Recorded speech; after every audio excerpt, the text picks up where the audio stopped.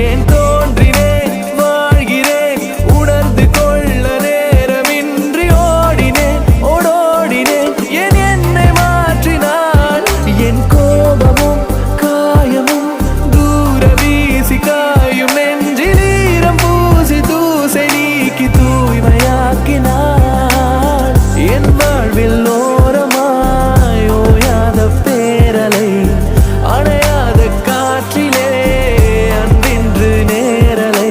சின்ன சின்ன அர்த்தம் உண்டாக்கிறாள் நீ சுகம் மட்டும் என்றாக்கிறாள் நிழலுக்குள் சிற்பம்